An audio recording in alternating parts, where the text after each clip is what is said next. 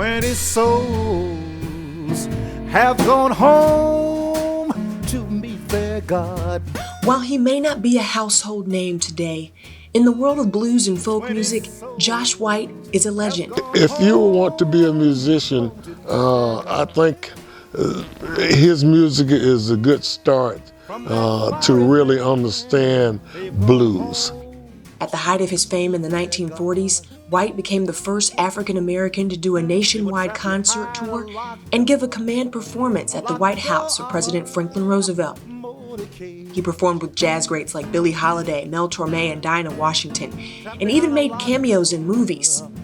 And it all began here in Greenville. Joshua Daniel White was born in Greenville on February 11, 1914. His father was an occasional preacher at Allen Temple AME Church. White's love of music began at a young age, singing gospel. And at the age of 8, when his family encountered difficult times, White left home and began performing with blind traveling musicians to earn money. Eventually, he returned to Greenville at the age of 15 and briefly attended Sterling High School, but before long, his talent took him back to the big city, New York City, then Washington, D.C., where he performed regularly for President Roosevelt. Greenville native and blues musician Mac Arnold was influenced by White's work. When you look at the overall picture, I think all of my songs is a takeoff of what he made a foundation of. He did a great foundation. Over time, White's music became controversial, labeled as protest blues or civil rights music, as it reflected the current politics and growing up in the Jim Crow South.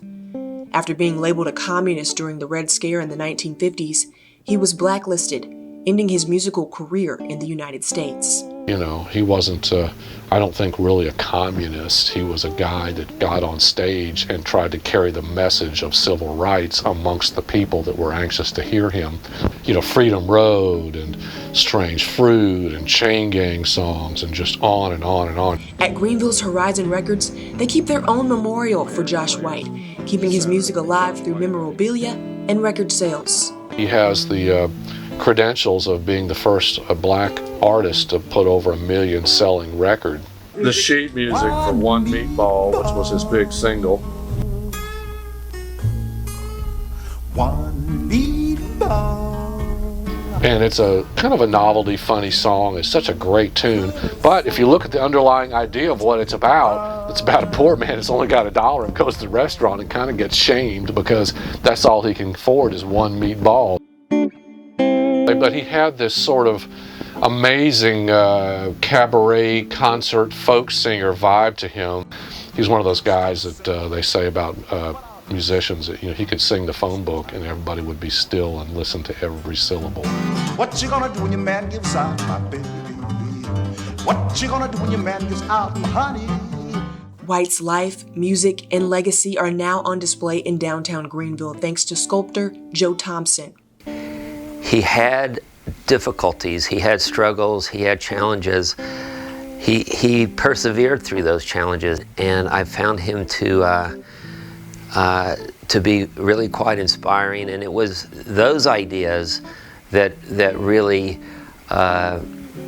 compelled me in my struggle to make the sculpture to keep going. For years, Thompson has been working on this piece. I'm really trying to do justice to his legacy. A blues pioneer who laid the groundwork for other musicians. It was a large influence on me. Everything that he's done tells a story. And now his story will have a permanent place of honor in his hometown. Come learn about him at the corner of Falls Park Drive and Hammond Street.